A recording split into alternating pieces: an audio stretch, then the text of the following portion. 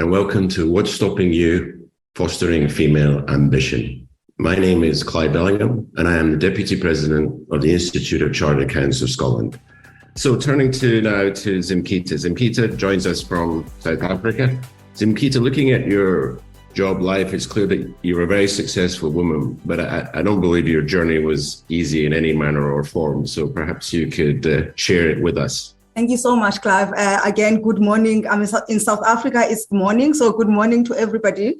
And yes, Clive, you're quite right. It has not been a straightforward journey, but I'm quite a successful woman. It's one of the things that I own because I worked so hard for it, right? So I'm a divorced single parenting mom. And as part of the backlash for the divorce, I actually am sole providing to my daughter, who is now 17 years old. So I just want to take people to the beginning of where this whole thing started. I mean, the past 15 years is where I'm going to focus. In 2008, I found myself in a dilemma. So I got married in 2004. After dating the same person for 7 years, I was supposed to be happy according to society standards, half of a successful couple, and everything was going well, right? And I give credit to my ex-husband, whoever he is, for the foundation of my success as a CA. He is a huge part of my success as a CA, right? He believed in empowered women. He loved the idea of women making their own money and creating their own wealth. So what went wrong? From the start, he struggled to commit to the parenting journey. And for me, I picked this up immediately. He believed, like what he had seen when he was growing up, he didn't have to be as committed to parenting like I was. And the solution that was given to him was that I had to exit the work environment. Now, anyone who knows me, my career, my journey as a CA is self-funded for 10 years of part-time studying and full-time working. So I had invested heavily in my career as a Black woman in South Africa with our past and all those hurdles to get to where I was, and someone to tell me that all of that had been in vain, right? So I actually fought back and I said, because everyone around me, Clive, was agreeing with him. So I had now become a society's pariah, is that the right word? And 15 years later, I'm more successful, right? And I'm more kind of like visible in my profession than I ever could have been. And so when I actually looked at the results, for me, I always say to young people, because I talk to a lot of young women, and I say, parenting is not the issue. The issue is society weaponizing parenting to sabotage women's careers and their chances of creating tangible financial success. And that is a systemic issue. That women are asked to actually measure their value on intangible things: mother's touch, woman's love, labor of love. And that has been the scam that has been going on for a long, long time. And I call it a scam because this has been used to drive women away from the workplace. Because most of the time, you're taking on all of this work in the home, you get into the office, you can't compete at the same level as someone who doesn't have the same kind of parental labor, because it is that is what it is labor. And therefore, you actually then are trying so hard all the time, and you're either back foot all the time, trying to catch up with everybody else. And then what happens is then the narrative that women cannot cope with positions of power and with positions, executive leadership positions, it stays. And then women are actually being driven out of the workplace. And then, Clive, I want to actually be clear. I'm talking here about heterosexual relationships. I don't think we have enough evidence for same-parent homes. So what I'm going to do now is to share, Clive, one solution for me that has helped me for 15 years. Because I always say that this is a systemic issue. So that's why I always tell people, I'm not even bitter at my ex-husband. I'm bitter at the system, right? Because it's a systemic issue and it needs systemic solutions. And one of the things that I'm going to share with you is a story I actually, a life experience from year 2000. I was in the beginning of my trainee contract, right? And as a Black woman South African with our history and my education, I had identified that I needed presentation skills to talk to clients because we were dealing with a lot of clients. And then I actually went and I got a quote for this presentation skills course. I took it to HR and to some of the partners, and then everybody said, it's not our policy.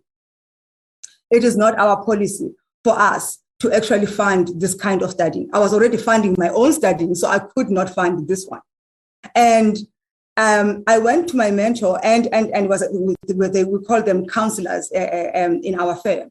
And I explained to him what was going on. I said, I don't understand when people say it's not our policy. 99% of the people here are able to present and speak English in their first language, right? So for me, it has been my experience that policies can most of the time struggle to actually address individual needs. And that is what motherhood is about. It's about we need policies that can be flexed to adjust individual needs. And this advice that I got is one of the best things that has actually saved me for the past 23 years, actually. So he said to me, Zimkita, you cannot rely 100% on a system that was designed to exclude you. If you can't present, right, if you fail as a trainee, then you feed into the narrative that you were not supposed to be here anyway. Anytime you actually need to actually empower yourself and have identified issues in the system that are barriers, the first thing you need to understand, you must invest in your own career. You must invest in your own talents. Because when you bring money into the table, then people will start listening. So he advised me to save my own part of the course. And then I went back to HR and I said, I've got 2,000 rands now, right? I want to tell you that no matter what you do, I'm still going to take this course because I have identified that I need the presentation skills because that's what is going to be good for me in my career. And also, I am willing to take unpaid leave to actually go to this course because it's important to me, because it's good for my reputation, it's good for my brand to be able to present to clients with confidence. I tell you, Clive, within 2 days, they were going to fund. They came back to me. They were going to fund the full 4,500. Not only that, they were going to give me time because he said that Zimkita corporates understand power. And if you have money to actually get yourself some of the choices you need to make, because the issue is, Clive, people are saying women are exiting. That is not a good thing. But we don't see the other side of it, that if you stay on and you can't compete in that environment, the reputational brand risk is so much. And it's not only affecting Zimkita as a woman, it actually affects all Black women, all women. They cannot handle being in positions of power. And therefore, if you are parenting and you are tired, and the best way is to actually try and exit a little bit, take a breather, re-strategize.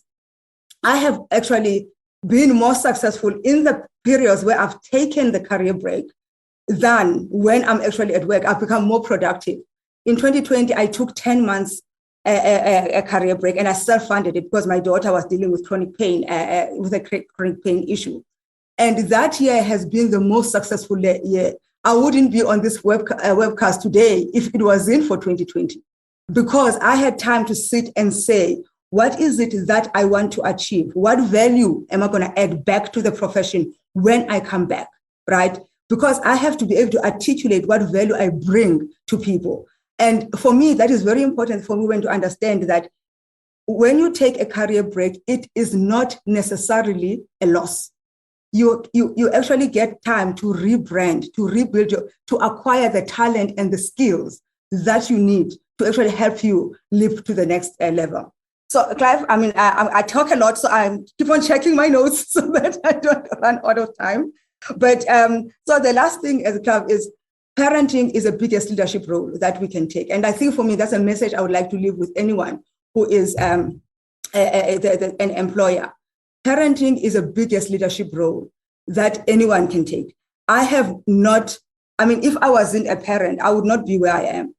I actually would have been successful for sure. But for me, parenting actually made me conscious of humanity and the things that they need to actually thrive. So I always tell young people that one of the things that parenting has done for me as a mother, which is something that mothers, I think it comes naturally, is my ability to transform myself and meet the young people at their struggles. and lead them and make sure that they thrive.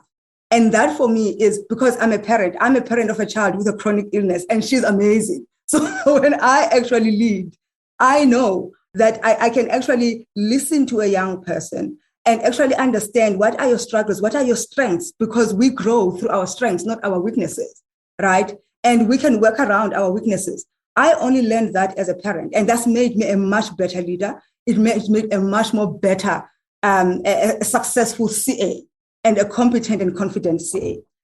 If I have to give solutions, Ainsley, I was actually going to say as well, one of the things that I want us to teach young women is to save upfront. From the beginning of their careers, they must make saving. I can't stress this enough, because at some point, you have to bring money to the table. You have to say, if I don't get what I need, and my reputation is at risk, because that's what the key thing here is, a reputational risk. And if you mess up, your confidence is never going to recover, right? Most of the time, because you're going to mess up big if you're tired and all of those things. And then your self-worth, you're going to question your own self-worth. Sometimes you have to take decisions, like Ainsley said, to say, I'm going to open my own business. And when you make those decisions, like me, saying I'm going to opt out just for a year and take care of my child, you better have money in the bank account to actually support your own dreams.